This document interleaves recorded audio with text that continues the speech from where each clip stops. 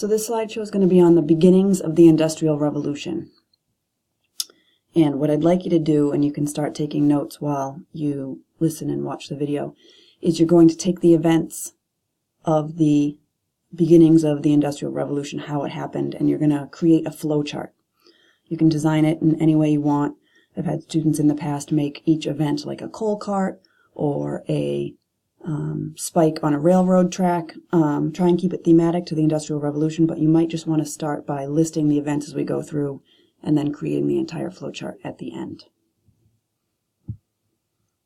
So, after you go through this tutorial, you'll be able to describe the causes and effects of the Agricultural Revolution, describe the connection between the Agricultural Revolution and the beginnings of the Industrial Revolution or industrialization, and again create a flow chart to show how all this happened. Okay, so the Industrial Revolution is a period of greatly increased output of machine-made goods. Before the Industrial Revolution, if you think about the reading that we did in class, life was basically everything was out of the home. People created everything by hand and made everything by hand. After the Industrial Revolution, machines made everything.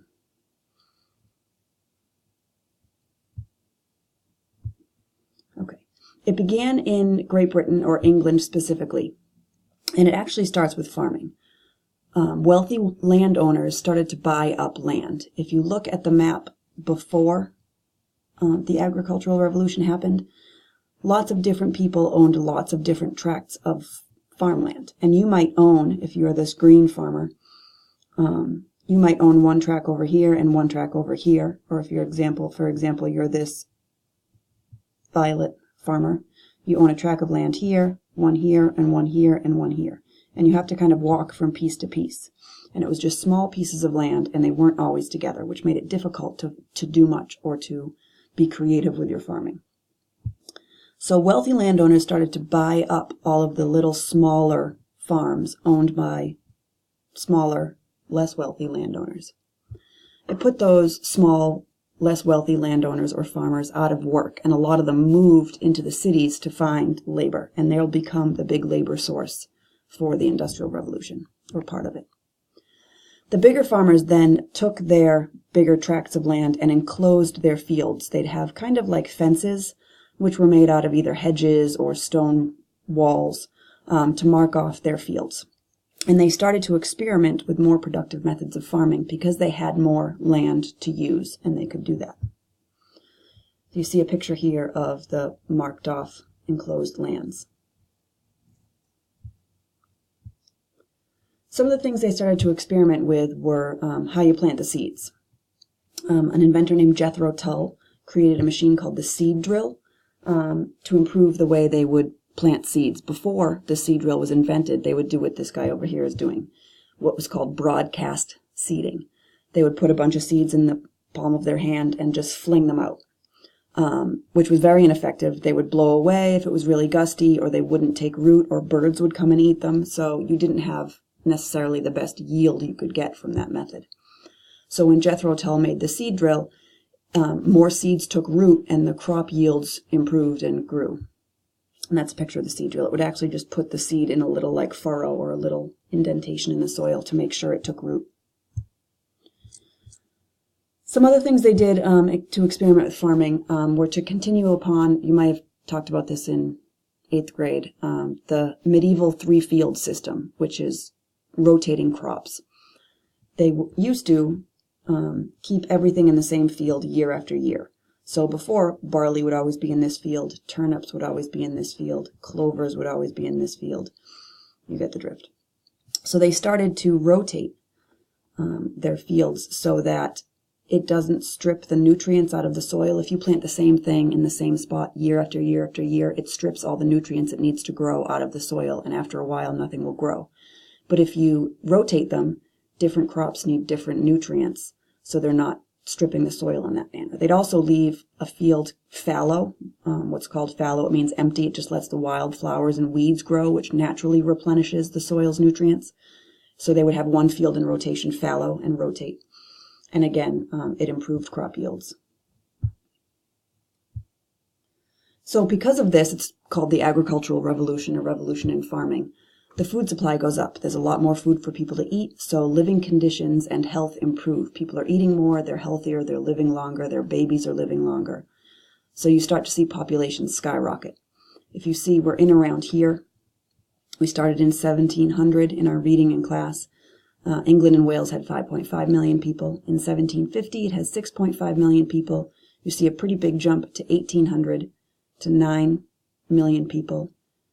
And then from 1800 to 1850, you see it almost double to 17.9 million people. And that's a direct effect of the agricultural revolution. So England's population skyrockets. And they have to do something about this because there's a much higher demand for goods and for food. There's so many more people.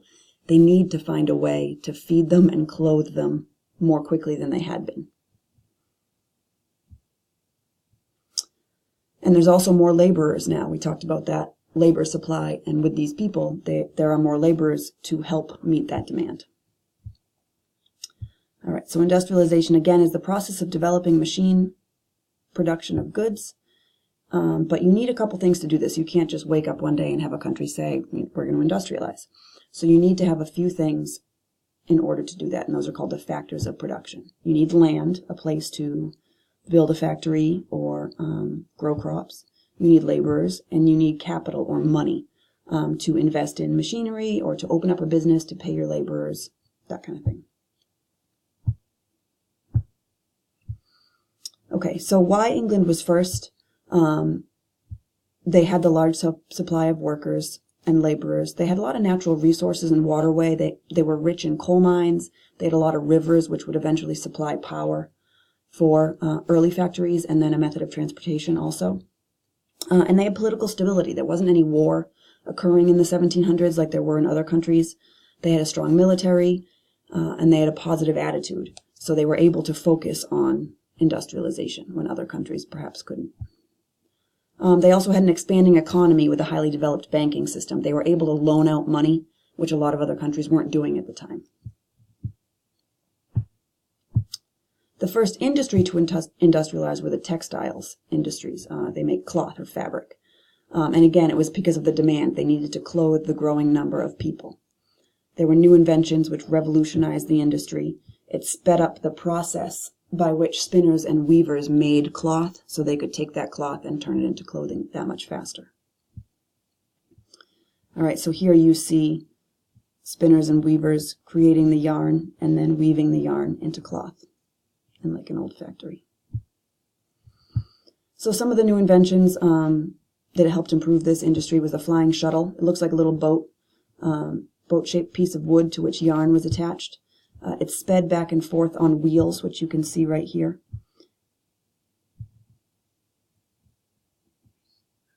There's a video if you want to go and watch it. It's narrated by Ron's father. Fun fact. You can go back and watch that if you want. But it doubled the work a weaver did in a day. All right, and that's what the machine would look like, and he'd be operating a flying shuttle across that. So you didn't have to do it by hand, in and out of each thread. The spinning jenny was the next machine. A father named it after his daughter. Spinners had to keep up with the weavers who were making more and more yarn. So there was a contest to come up with a better or faster machine to do this. And the spinning jenny was the machine that won. It allowed one spinner to work 8 threads at once. Okay, so they're doing, again, like 8 times the work that they were before. But these machines were still really big. The water frame was another early machine that used water power from the streams where factories would be located to drive spinning wheels, so they didn't need to be worked by hand. All right, and this is one of the first machines that allows people to move out of domestic work and bring these laborers into a factory. The power loom was an improvement on that. It was run by water power. It sped up weaving, and textile merchants then started to really move all of their employees into large factories and have them all working these looms at once. You'd have huge floors, like if you picture a giant warehouse, with all of these machines working at the same time. All right, so that's called the factory system, when machines and workers were moved from the homes, which was called the domestic system, to factories. And these factories had to be early on located near rivers for water as a power source. All right, entrepreneurs is a word you might be familiar with. It's a person who organizes, manages, and takes on the risk of a business. They provide the capital for inventions or for businesses, and again, capital means money. So for an example, there was an entrepreneur named Robert Bolton who paid the inventor, who you might know of, James Watt, a salary just to tinker and try things, and encouraged him to build more and better machines and engines. And James Watt eventually makes the first steam engine.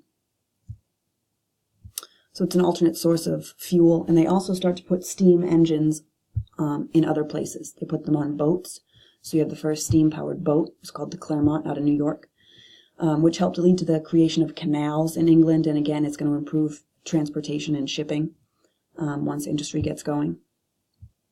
That's a picture of it. And then a steam engine on wheels is a locomotive. So early railroads. And again, this is where competition was used again. People would offer money to make the fastest locomotive, and it led to more and better locomotives. The first railroad in England was in 1821, and it ran from a coal mine to a port city 27 miles away.